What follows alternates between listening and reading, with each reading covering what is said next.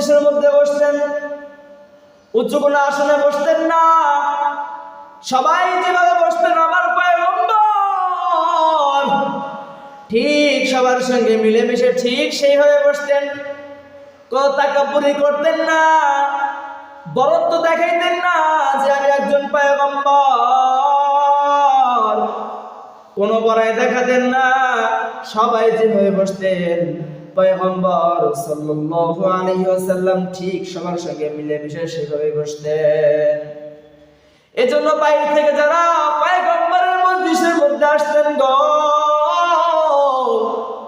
তারা নবীকে চিনতে অনেক কষ্ট হতো। যারা নবীকে আগে কখনো দেখে নাই, তারা যখন নবীর সঙ্গে সাক্ষাতে আসে প্রথমবার, নবীকে তাদের চিনতে কষ্ট হয়। অনেক সময় নবীর সঙ্গে সাক্ষাতে কষ্ট হয়। এজন্য সাহাবায়ে কেরাম ডাকতে বলেন, পয়গম্বর আপনি যখন আমাদের সঙ্গে মজলিসের মধ্যে বসেন, তখন আপনি আমাদের সঙ্গে মিলেমিশে বসেন। আমরা যে জায়গায় যেভাবে বসি ঠিক সেই জায়গায় আপনিও সেভাবে বসেন।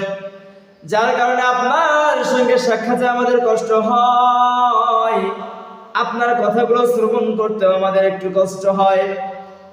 যদি আপনি অনুমতি দেন তাহলে আপনার জন্য বড় একটা কোনো কিছু তৈরি করব, যেখানে আসন করে আপনি খুতবা দিবেন, বক্তব্য দিবেন, কথা বলবেন, নসিহত করবেন। তাহলে আপনার সঙ্গে সাক্ষাতে আমাদের সহজ হয়ে যাবে, আপনার কথাগুলো আমরা শ্রবণ করতে পারবো।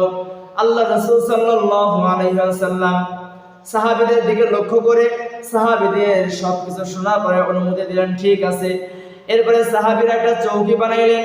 এরপর থেকে পয়গম্বর সাল্লাল্লাহু আলাইহি ওয়াসাল্লাম চৌকিতে বসে কথা বলতেন, বয়ান করতেন, নসিহত করতেন, ওয়াজ করতেন।